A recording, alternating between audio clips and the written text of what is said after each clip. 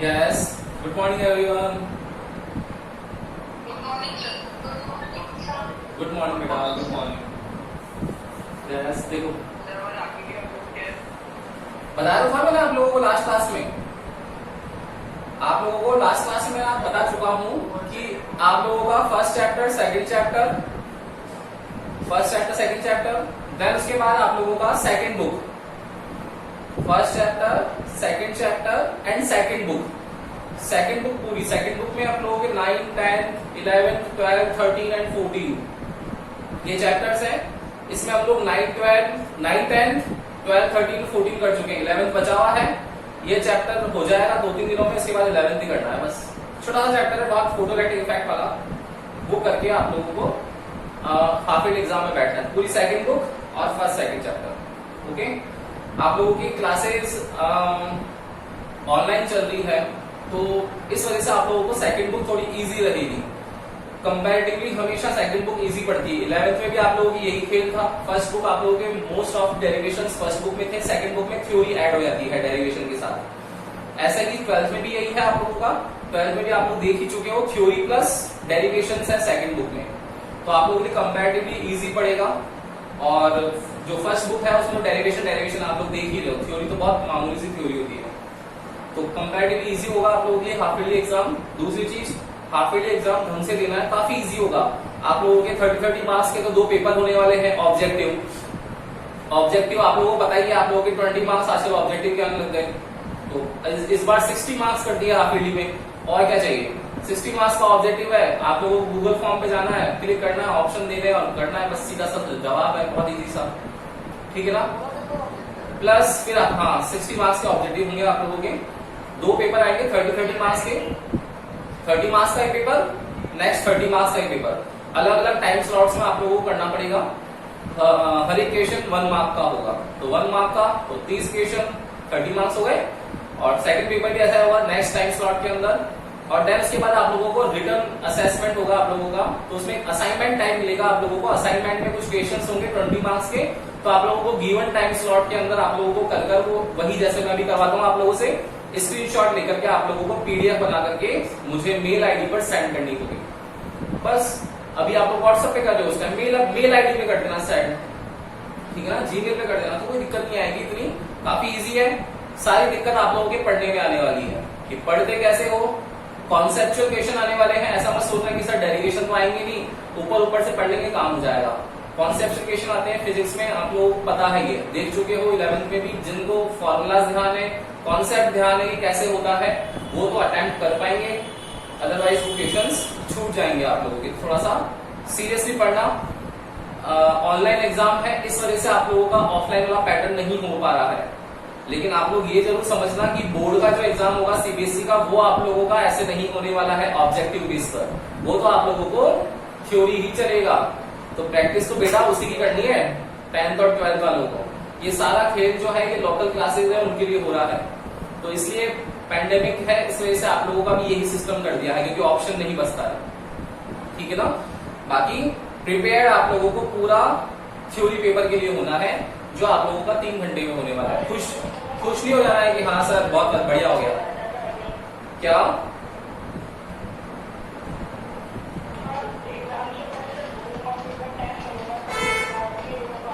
तेरी आवाज बहुत डिस्टर्बेंस आ रहा है वैभव. क्लियर नहीं आ रही है, ऑडिबल नहीं है बेटा. हाँ बिल्कुल. अभी 14 सितंबर है. पहले हम लोग फटाफट से 2-3 दिन में चैप्टर हो जाएगा. उसके बाद हम लोग पूरा आप लोगों का जो आपकी बार जो नेक्स्ट टेस्ट होने वाला है, आप लोगों ने देखा होगा कि मैं आप लोगों के जितने भी टेस्ट ले रहा हूँ वो आप लोगों के थ्योरेटिकल टॉपिक्स पे ले रहा हूँ, क्योंकि मुझे पता है कि आप लोगों को मुझे हाफ ईयरली के लिए प्रिपेयर नहीं करना है, मुझे आप लोगों को ईयरली के लिए प्रिपेयर करना है. तो उसी मेंटलिटी से चलते हैं. लेकिन हाफ ईयरली एग्जाम भी बीच में है, तो वो काम तो करेंगे हम लोग. ठीक है ना. तो मैं आप लोगों को आइडिया देने के लिए बिल्कुल गूगल फॉर्म्स का एक पेपर आएगा आप लोगों के पास. पूरा एक सिस्टमेटिक जो प्री एग्जाम टाइप होता है, वो प्री एग्जाम हम लोग एक बार ले लेंगे. तो उसके बारे में वरीड होने की जरूरत नहीं है आप लोगों को. वरीड सिर्फ और सिर्फ आप लोगों को अपनी पढ़ाई को लेकर के होना है कि पढ़ना है, इसके अलावा कोई सॉल्यूशन नहीं है. ओके. तो आज की क्लास स्टार्ट करते हैं. अब हम लोग आज की क्लास में हम लोग बेटा लास्ट क्लास में हम लोग क्या कर चुके थे. देखो इलेक्ट्रोस्टैटिक का सेकंड पार्ट चल रहा था, electric potential and potential capacitance. Then उसमें हम लोगों ने देखा था कि सबसे पहले हम लोग पोटेंशियल एंड पोटेंशियल डिफरेंस की डिफाइन से हम लोग रूबरू हुए थे, जिसमें हम लोगों ने देखा था कि इलेक्ट्रिक पोटेंशियल होता है कि चार्ज है इंफिनिटी से उठा करके उसको इलेक्ट्रिक फील्ड तक लेके आना है। तो to displace the charge from कहां से, from infinity point to electric field point, required work done is known as electric potential. And अगर उसी को हम लोग सेम इलेक्ट्रिक फील्ड में शिफ्ट कर दें तो वो हमारा पोटेंशियल डिफरेंस था। ओके, देन उसके बाद हम लोगों ने एक पॉइंट चार्ज के लिए फाइंड किया था, तो electric field due two point charge वो आया था V equals to KQ/R। Then हम लोगों ने फाइंड किया था electric field due to electric dipole moment, और इलेक्ट्रिक डाइपोल मोमेंट था on axial line and on equatorial line. Axial line पर आप लोगों का आंसर आया था कि V equals to KQ/R² and on equatorial line आया था 0।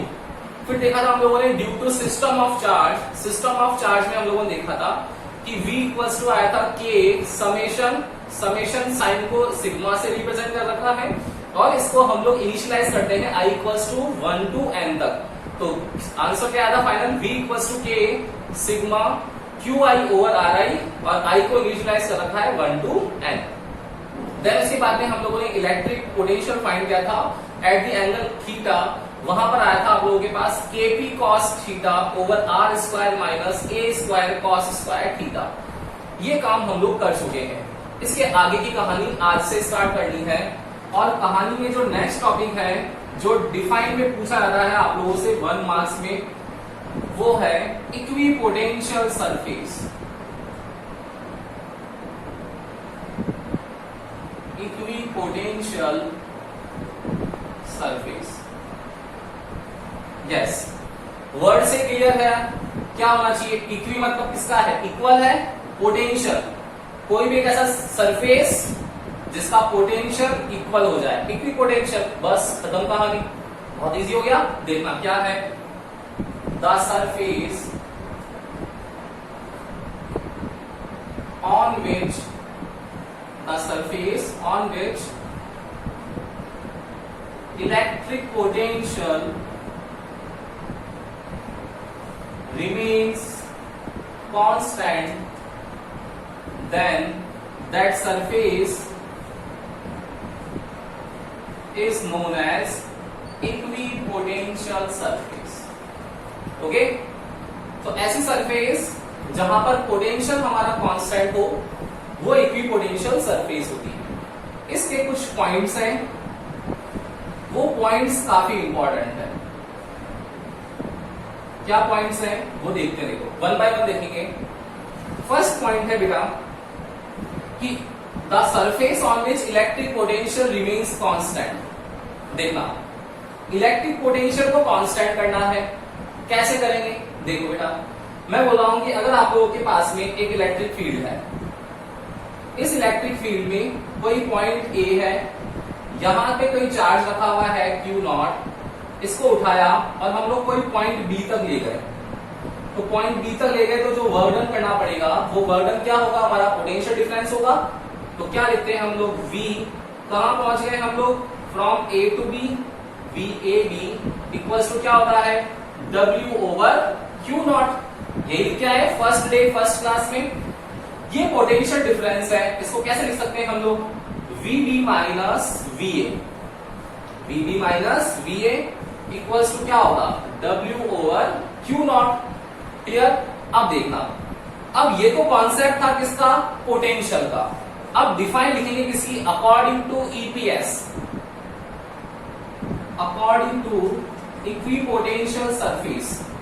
क्या होता है इक्विपोटेंशियल सरफेस से, कि जो पोटेंशियल होता है वो इक्वल होता है। इट मींस VA और VB की वैल्यू क्या होती होगी, इक्वल होती होगी, और VA और VB इक्वल हो गया तो इक्वेशन 1 से क्या आएगा, देयरफॉर फ्रॉम इक्वेशन फर्स्ट ये VA और VB इक्वल हो जाए तो ये क्या आ जाएगा, 0 equals to W/Q0। It means work done कितना आ गया, 0 जूल।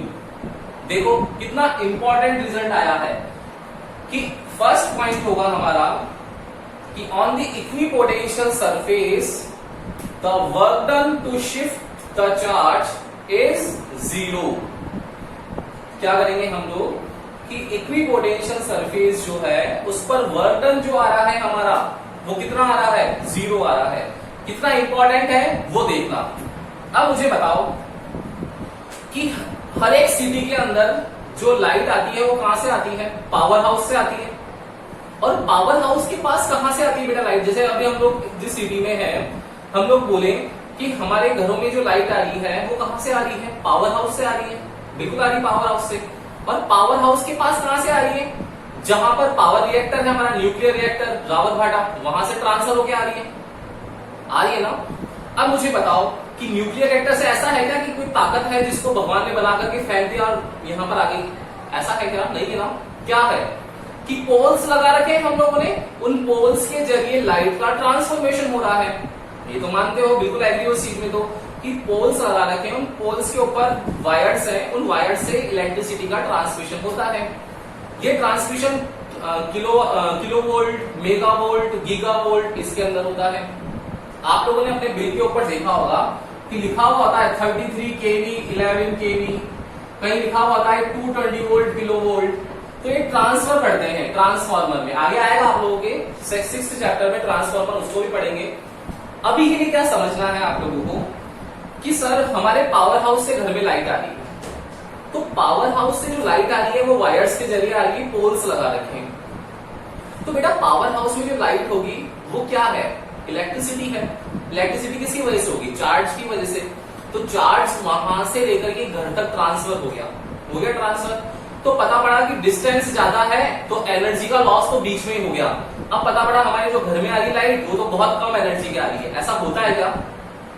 नहीं होता ना। मतलब क्या हुआ कि उन पोल्स के बीच में जो वायर है, उन सारे के सारे वायर्स पर वो वायर्स कैसे होते हैं?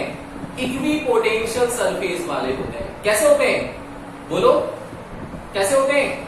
वो सारे के सारे जो वायर्स हैं वो हमारे इक्विपोटेंशियल सरफेस वाले होते हैं। इक्विपोटेंशियल सरफेस होती है, इस वजह से वहां पर कोई भी वर्डन नहीं करना पड़ता है, और वर्डन नहीं होगा मतलब एनर्जी लॉस नहीं होगा, और एनर्जी लॉस नहीं होगा तो टोटल जितनी भी हमारे पास वैल्यू है वो सारी की सारी यहां आ जाएगी। बोलो यस और नो। होगा ना ऐसा कि भाई हमारे पास में वर्डन नहीं हो रहा है, इट मींस सारा का सारा एनर्जी जो है वो विदाउट लॉस आ जाएगा। वर्डन होगा तो एनर्जी लॉस होगा, अदरवाइज लॉस ही नहीं होगा। अब घर में देखो, घर में क्या होता है? एक पॉइंट से दूसरे पॉइंट पर, एक रूम से दूसरे रूम में पोटेंशियल डिफरेंस होता है। वहां पोटेंशियल सेम होता ही नहीं है, इसलिए वहां क्या होता है? इलेक्ट्रिक अप्लायंसेस के अंदर एनर्जी लॉस होता है, और एनर्जी लॉस होता है इसी वजह से वो थोड़े टाइम के बाद में खराब हो जाते हैं। फैन है आप लोगों का, एक बार लेकर आ गए तो पूरी जिंदगी चलेगा क्या? नहीं चलेगा ना। क्यों नहीं चलता है? क्यों?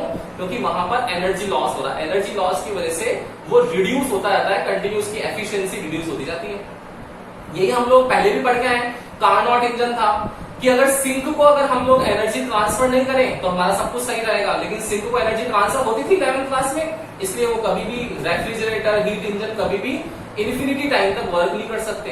यही तो कॉन्सेप्ट था। सेम कॉन्सेप्ट यहां पर भी है कि इक्विपोटेंशियल सरफेस जो होता है उसमें वर्क डन 0 होता है। इसका मतलब लेना है कि सर वर्क डन तो हमारा इलेक्ट्रिसिटी है, एनर्जी है, वर्क डन और एनर्जी एक ही है ना, तो वर्क डन 0 है मतलब एनर्जी लॉस भी 0 है।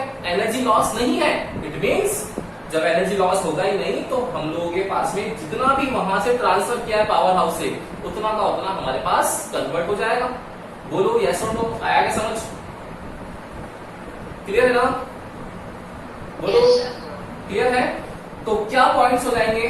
The surface on which electric potential remains constant, then that surface is known as electric potential surface. And points में क्या होगा बेटा कि VAB equals to W over Q nought है, तो VB minus VA equals to W over Q nought. Potential अगर equal हो गए दैट मींस वर्क डन की वैल्यू क्या आ गई? 0 जूल। तो क्या लिखेंगे हम लोग इसमें? क्या लाइन लिख सकते हैं बताओ? क्या लाइन लिख सकते हैं? The work done on equipotential surface will be 0। Bracket में लिख सकते हैं no energy loss. Energy loss बिल्कुल नहीं हो। ओके, क्लियर है फर्स्ट पॉइंट? किसी को कोई डाउट? एक बार स्क्रीनशॉट ले लो, एक बार स्क्रीनशॉट ले लो बेटा, फिर हम लोग नेक्स्ट पॉइंट पे चलते हैं।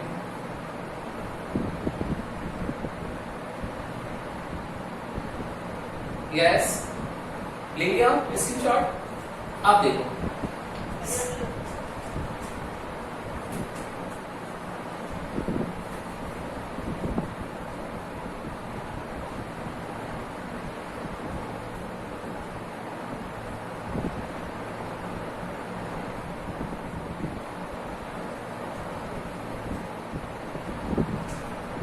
सेकंड पॉइंट है, ध्यान से समझना। देखो सेकंड पॉइंट कि अगर हम लोग कोई इक्विपोटेंशियल सरफेस ले लें तो वर्क डन कितना होता है, देखना। Because we know that work done कितना होता है बेटा? अगर फॉर स्मॉल एलिमेंट है तो dw equals to force into displacement. होता है या नहीं होता है? होता है ना, फोर्स इंटू डिस्प्लेसमेंट। अगर यहां पर कॉस 0 है तो dw equals to f dr आ जाएगा, फोर्स इंटू डिस्प्लेसमेंट। फोर्स, किसी भी एक चार्ज को शिफ्ट करने में फोर्स कितना लगता है, याद है क्या आप लोगों को? First chapter, F equals to Q not E. आया याद? तो यहां पर F कितना होगा? कितना होगा? Q not E D R. Clear? देखना, ये तो हम लोगों के पास कॉन्सेप्ट है। अब अगर हम लोग डिफाइन से जाएं, कौन सी डिफाइन? वही, according to equipotential surface work done कितना होता है इस पर? 0। वर्क डन कितना होता है? 0। तो F डॉट डी आर, ये लगा दिया मैंने cos थीटा, ये cos थीटा यहां पर भी ट्रेवल हो रहा है। देखो F dot D R dot गया cos थीटा, ये Q नॉट E लिख दिया, डी आर cos थीटा। जब वर्क डन 0 हो गया, अब वर्क डन 0 होते इट मींस क्या हुआ? Q not E D R cos theta पूरा का पूरा 0 हो गया।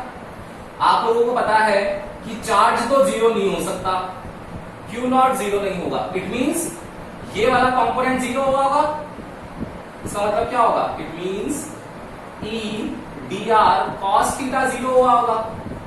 अब बताओ, ये E D R cos theta 0 हुआ है, क्या हुआ होगा 0? कि भाई E और डी आर के बीच में जो एंगल आया होगा थीटा, वो अगर 90 डिग्री हो जाए तो बताओ E डी आर cos 90 कितना होता है? 0। ओवरऑल 0 आ जाएगा, आ जाएगा ना? तो cos 90 किसके बीच में आया होगा? E और डी आर के बीच में। इसका मतलब मेरा जो वेक्टर क्वांटिटी है इलेक्ट्रिक फील्ड और जो सरफेस एलिमेंट है या डिस्प्लेसमेंट वेक्टर है डी आर, वो एक दूसरे क्या होते होंगे? परपेंडिकुलर होते होंगे। ये भी बहुत इंपॉर्टेंट रिजल्ट आया है क्या? कि इक्विपोटेंशियल सरफेस पर, क्या बोलेंगे? इक्विपोटेंशियल सरफेस पर इलेक्ट्रिक फील्ड जो होता है वो उसके जितना भी डिस्प्लेसमेंट वेक्टर है उसके परपेंडिकुलर होता है। बहुत इंपॉर्टेंट चीज आ गई है, बहुत इंपॉर्टेंट चीज है। इसी पर बेस्ड आप लोगों के 2018 में, 2019 में दोनों बार पेपर में इक्विपोटेंशियल सरफेस का क्वेश्चन यहीं से आया है। याद रखना, सीबीएसई 2018 और 2019 सिर्फ और सिर्फ क्वेश्चन इस कॉन्सेप्ट पर बेस्ड था। इलेक्ट्रिक फील्ड जो होता है उसके लेंथ एलिमेंट के या डिस्प्लेसमेंट वेक्टर के परपेंडिकुलर होता है। ओके, इस चीज को लिखते एक बार देखना। Electric field will be perpendicular to the equipotential surface. Equipotential surface के परपेंडिकुलर होगा। कैसे होगा, क्या क्वेश्चन आया था वो देखते हैं एक बार। इसका स्क्रीनशॉट ले लो, क्वेश्चन देखते हैं इसमें कैसा आया था।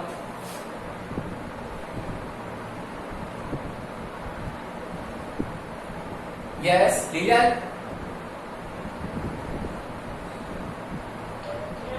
क्लियर? देखना, सीबीएसई 18 और 19 में क्वेश्चन आया था बेटा आप लोगों के पास।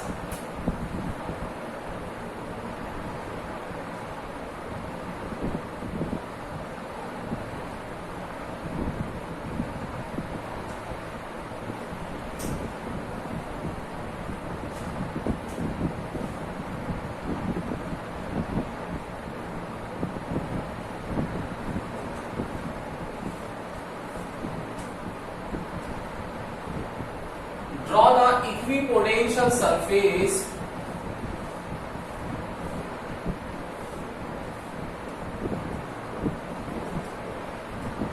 for the electric dipole। ये क्वेश्चन आप लोगों के आ रखा है। Draw the equipotential surface for the electric dipole. कैसे करोगे, कैसे करोगे? देखो, इसका सॉल्यूशन करते वक्त हम लोग पहले इक्विपोटेंशियल सरफेस देखते हैं क्या क्या होते हैं। तो इक्विपोटेंशियल सरफेस देखना पड़ेगा। इक्विपोटेंशियल सरफेस कैसा होगा? अभी अभी हम लोगों ने देखा कि बिकॉज इलेक्ट्रिक फील्ड जो होता है वो परपेंडिकुलर होता है डिस्प्लेसमेंट वेक्टर के। डिस्प्लेसमेंट किसमें आता है? मीटर में। तो लेंथ भी हो सकती है, हाइट भी हो सकती है। देखो डीएल भी लिख सकते हैं, इसको कुछ भी लिख सकते हैं। यहाँ पर मीटर होना चाहिए बस। देखना बेटा कैसे होगा। अगर लेट सपोज एक पॉजिटिव चार्ज है, तो पॉजिटिव चार्ज के अगर हम लोग कॉन्सेंट्रिक सर्कल्स ड्रॉ करें, देखो ये कॉन्सेंट्रिक अगर सर्कल्स ड्रॉ करें तो हर एक पॉइंट पर अगर मैं लेंथ एलिमेंट ले लूं तो बताओ सेंटर से डिस्टेंस सेम होगी या नहीं होगी? होगी ना। अगर मैं इस वाले सर्कल पे ले लूं तो भी डिस्टेंस क्या होगी? हर एक पॉइंट पर सेम होगी। बोलो होगी। अगर मैं यहां बाहर वाले पे लूं तब भी मेरी डिस्टेंस जो होगी वो क्या होगी? सेम होगी। तो हर एक सर्कल जो है इसका, वो सर्कल कौन सा है? इक्विपोटेंशियल सरफेस है। इसके ईच एंड एवरी पॉइंट पर कहीं पर भी आ जाओ आप लोग, हर एक पॉइंट पर पोटेंशियल जो होगा वो क्या होने वाला है? सेम होने वाला है। ठीक है ना। तो ये ईच कॉन्सेंट्रिक सर्कल जो है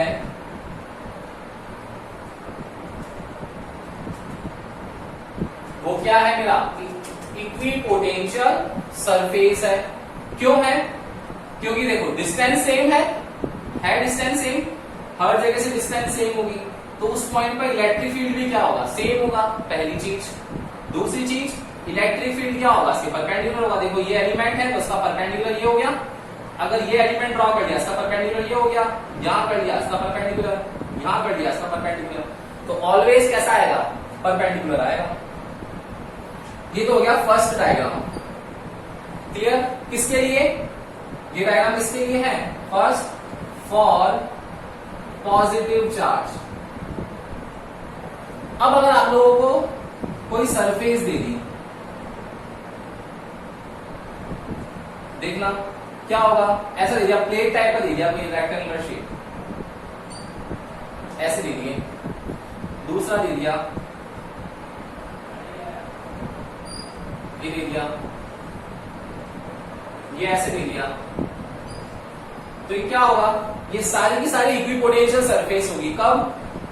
जब इससे इलेक्ट्रिक फील्ड जो निकल रहा है वो कैसा निकल रहा है? परपेंडिकुलर। ये इलेक्ट्रिक फील्ड, ये देखो इसमें से पास आउट हो जाएगा, ये देखो इसमें से पास आउट हो जाएगा। ये सारे के सारे जो सरफेस हैं, तीनों की तीनों सरफेस, ये तीनों सरफेस कैसी है?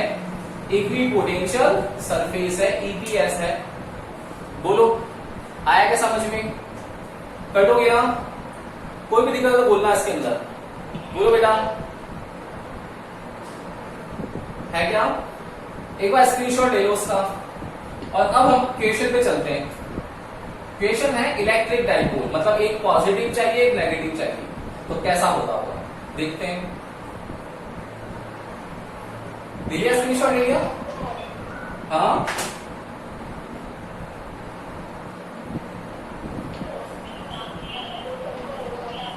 ले लिया। अब देखना इलेक्ट्रिक डाइपोल, देखना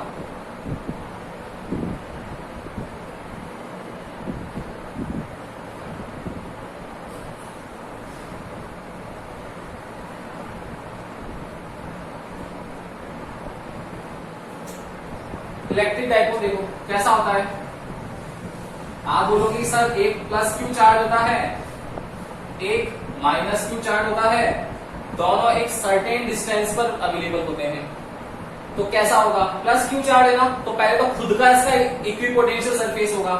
कैसा होगा कि सर कॉन्सेंट्रिक सर्कल्स ड्रॉ कर लो, ये सारे के सारे जो हैं वो कैसे होंगे? इक्विपोटेंशियल वाले होंगे। ये इक्विपोटेंशियल सरफेस होगी। क्लियर है? ओके तो ये सारे के सारे सरफेस हो गए इक्विपोटेंशियल सरफेस। अब इनसे परपेंडिकुलर होना चाहिए इलेक्ट्रिक फील्ड। ये देखो परपेंडिकुलर है, ये परपेंडिकुलर है, ये परपेंडिकुलर है, इसमें इनवर्ड होगा, ये परपेंडिकुलर है, ये परपेंडिकुलर है, ये परपेंडिकुलर है, हो गया एक प्लस चार्ज एक माइनस चार्ज। लेकिन प्लस और माइनस एक सर्टेन डिस्टेंस पर अवेलेबल होंगे तभी तो इलेक्ट्रिक डाइपोल कंस्ट्रक्ट करेंगे। डिफाइन यही थी इलेक्ट्रिक डाइपोल की, when two charge of same magnitude but opposite in polarity are present at a certain distance then they construct electric dipole। ये डिफाइन थी आप लोगों की। तो प्लस क्यू और माइनस क्यू, तो क्या होगा, प्लस से निकलेगा और माइनस अट्रैक्ट करेगा, तो इनके बीच में कैसा होगा इक्विपोटेंशियल, इस तरीके से होगा, इस तरीके से होगा, ये इस तरीके से होने वाला है।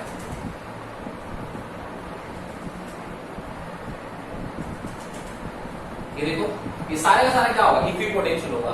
आप लोगों को draw the equipotential surface for the electric dipole, ये डायग्राम ड्रॉ करके आना था एग्जाम में, काम खत्म, हो गया सॉल्यूशन। बस इतना सा केवल ड्रॉ करना था। आप लोगों के पास 2 मार्क्स आते, उस टाइम क्वेश्चन 2 मार्क्स का आया था सीबीएसई में, 2 नंबर बस डायग्राम ड्रॉ करने के मिल जाते हैं। कितना इजी है देखो, है ना, बहुत इजी है। तो कर सकते हैं हम, बताओ, बोलो भाई, कर सकते हो, ड्रॉ कर सकते हो ना,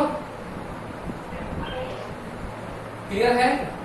अब अगर 2 पॉजिटिव चार्ज आ जाए बेटा, अगर यहां पर 2 पॉजिटिव चार्ज आ जाए, ये क्वेश्चन तो आ चुका है, अब क्वेश्चन जो आ सकता है वो देखते हैं, बस स्क्रीनशॉट लो उसका, फिर बताते हैं। देखो दूसरा क्वेश्चन, एक क्वेश्चन और बन सकता है, यहां से 2 क्वेश्चन हो सकता है इस बार आ जाए, क्योंकि इंपॉर्टेंट टॉपिक है इक्विपोटेंशियल। दे लिया स्क्रीनशॉट, अब देखना, अब आएगा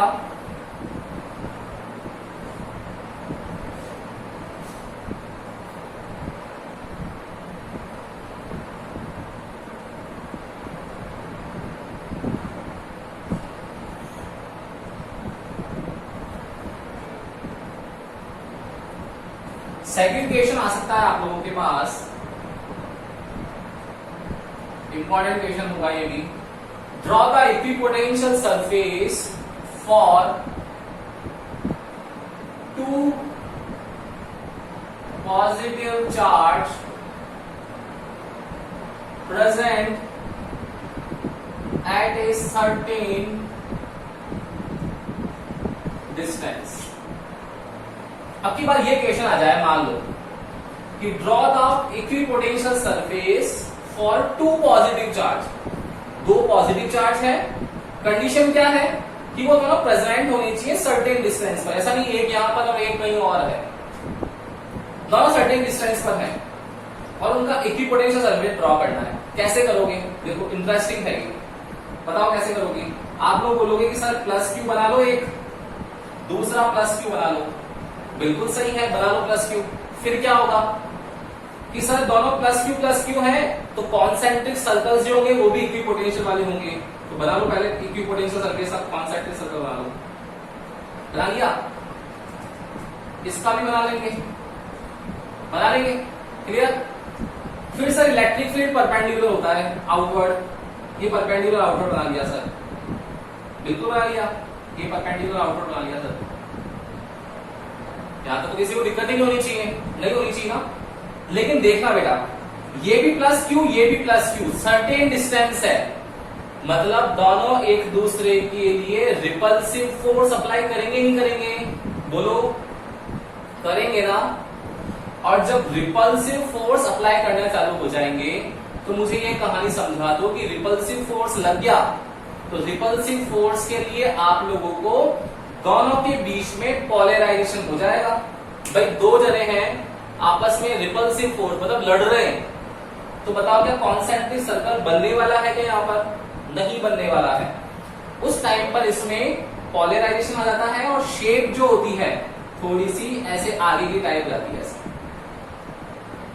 इसमें भी ऐसे शेप जो हो जाती है थोड़ी सी आगे की टाइप रहती है, ऐसे शेप हो जाती है। दूसरी चीज, एक सर्कल और ड्रॉ होता है बाहर की तरफ, वो क्या करता है, उस सर्टेन इलेक्ट्रिक फील्ड में होगा तभी होगा, तो वो डायग्राम ऐसा बनता है।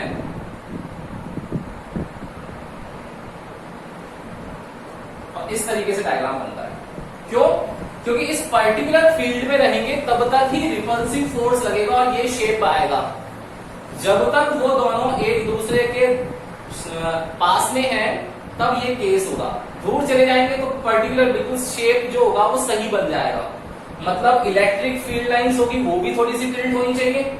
इसका मतलब ये जो इलेक्ट्रिक फील्ड लाइंस होगी ऊपर वाली, ये भी क्या होगी, शिफ्ट हो जाएगी। और कैसे हो जाएगी, ऐसे हो जाएगी, थोड़ी सी ऐसे हो जाएगी। ये कैसे होगी, ऐसे हो जाएगी, ऐसे हो जाएगी। क्यों? क्योंकि दोनों एक दूसरे को क्या करेंगे, रिपेल करेंगे। बोलो, आया क्या समझ बेटा? सबको आ गया ना? कि दोनों एक दूसरे को यहां पर रिपेल कर रहे हैं, तो रिपेल करने की वजह से जो इक्विपोटेंशियल सरफेस बन रहा है, वो इक्विपोटेंशियल सरफेस एक दूसरे को रिपल्शन करने की वजह से उसका शेप इस तरफ से हो गया। दूसरी बात उसके बाहर एक हम लोगों ने इक्विपोटेंशियल सरफेस और ड्रॉ किया है, लेकिन उसका शेप भी चेंज है। क्यों? क्योंकि रिपल्सिव है और एक कन्फाइंड उसके अंदर रहेंगे तब तक ही ये रहेगा, सर्टेन डिस्टेंस रहेगी तब तक ये होगा। अदरवाइज सेपरेट हो गए, डिस्टेंस बढ़ गई तो एक दूसरे के इलेक्ट्रिक फील्ड से बाहर निकल जाएंगे, तब उस टाइम कोई भी आप लोगों के पास में इक्विपोटेंशियल सरफेस नहीं होने वाला। बोलो, आया क्या समझ? क्लियर है ना? कोई भी डाउट है तो बोलो बेटा। है क्या डाउट? नहीं है ना? कर सकते हैं यस और नो, बोलो। क्लियर है सबको? कोई भी इश्यू है तो बोलो। नहीं है ना? तो इक्विपोटेंशियल सरफेस आज पूरी क्लास देखनी है। डाउट में कहीं भी प्रॉब्लम आए कल की क्लास में आगे पूछना है आप लोगों को। ओके, तो अब हम लोग नेक्स्ट क्लास में मिलेंगे कल की क्लास में। दूसरी चीज डाउट आए देखना है, तीसरी चीज पढ़ना है बेटा। हाफ ईयरली एग्जाम्स काफी पास आ गए, आप लोगों को कोई भी डाउट आता है बिना हेजिटेशन के आप लोग कॉल करके पूछ सकते हो। कहीं भी प्रॉब्लम आती है तो कोई दिक्कत नहीं है। ओके, तो हम लोग नेक्स्ट क्लास में मिलते हैं। Okay, good day.